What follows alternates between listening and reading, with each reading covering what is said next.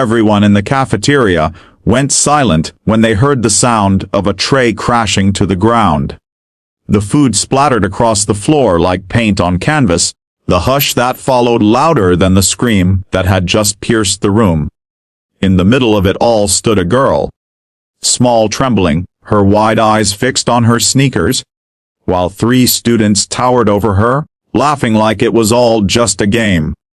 But no one could have guessed that within seconds, the tables would turn. And by the end of the day, those same bullies would be on their knees, begging her for forgiveness. Before we continue, if you believe in kindness, second chances, and the quiet strength inside us all, please take a moment to like this video, comment your thoughts, share with someone who needs to hear this, and subscribe to Kindness Journal for more real, inspiring stories. Your support helps us change lives through empathy and truth. Her name was Saria. A soft-spoken, brown-skinned girl with long curly hair she often used as a shield to hide behind. She was a junior at Belridge High, a place where confidence ruled and quiet souls were often overlooked, or, worse, hunted. Saria was the kind of girl who always sat in the back of the class, never raised her hand, and spent lunch reading alone under the same tree every day. To most people, she was invisible. To a few cruel hearts, that made her an easy target. Every school has its storm, and at Belridge, it wore lip gloss and designer sneakers. Zara, the self-proclaimed queen bee of the school, led a trio of mean girls who thought tormenting others was sport. With her were Lila and Naomi, 2 shadows that laughed on cue and followed orders like trained puppets. Saria had endured months of their whispering, mocking, and petty sabotage. Crumpled notes tossed at her head, fake compliments that turned into cruel jokes, and photos taken of her when she wasn't looking, later posted online with vile captions. But that day was different. It was a Friday, and the cafeteria buzzed louder than usual with weekend plans. Saria had just gotten her tray, and was making her way to the far table, near the window when Zara stepped right into her path, causing her to stumble. The tray slipped. Food went flying, and then came the laughter. Sharp, cruel, echoing off every wall. "Oops," Zara said with a smirk, flipping her perfectly straightened hair. "Didn't see you there, shadow girl." The room roared. Saria stood frozen. Her eyes burned, but she refused to cry.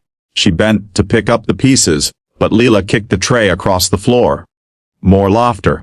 Then something inside Saria snapped, not with rage, but with release.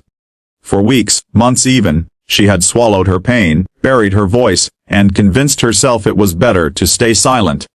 But silence had never protected her. Now, she understood something powerful. There was strength in stillness, but not in submission. She stood up, not with fists, not with screams, but with calm, quiet dignity.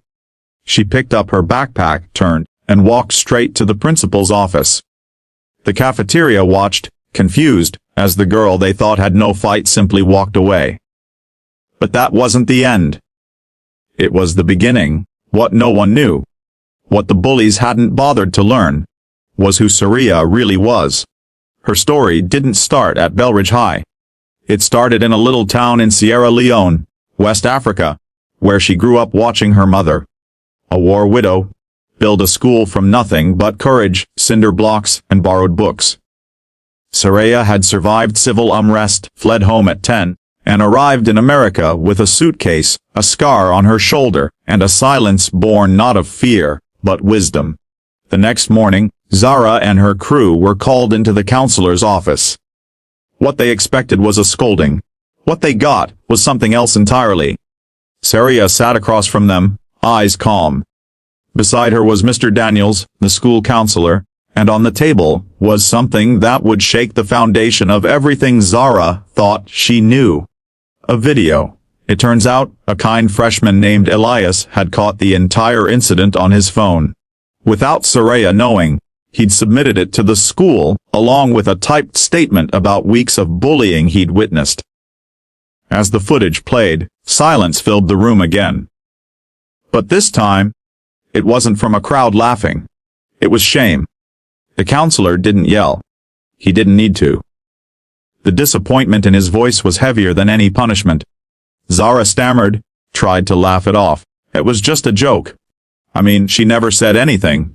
How were we supposed to know it bothered her? Saria finally spoke. Her voice was low but steady. Silence isn't consent. It's survival. But that doesn't make your cruelty any less real. For the first time, Zara couldn't look at her. Her hands trembled, but the real twist came a few hours later, after the video went viral on the school's private social media group. Students started commenting in waves, not to laugh, but to apologize. Saria, the invisible girl, became a mirror. Her pain reflected parts of themselves they hadn't dared confront. Dozens came forward with their own stories of being bullied, overlooked, silenced.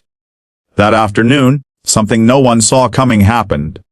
Zara approached Saria under the old oak tree, the one she used to hide behind. Her makeup was streaked, and her usual confident gait had vanished. She stood there, silent for a long moment, before whispering, "I'm sorry. Not because I got caught but because I finally saw myself. And I hated what I saw." You behind her and Naomi followed, their eyes red. "We were wrong," Naomi said, her voice cracking. "No excuses. Just please forgive us." Saria didn't answer right away. Her breath caught in her throat. She looked up at the tree, its golden leaves dancing in the sunlight, and for the first time in a long time, she felt seen. Not as a target. Not as a victim, but as a force. "I don't know if I can forget," she finally said. "But I can choose to let go. Not for you, but for me." And with that, she walked away, not as the shadow girl, but as a light that refused to be dimmed anymore. Weeks passed, and change rippled through Belridge High. A kindness club was formed, led by Saria and, surprisingly, Zara.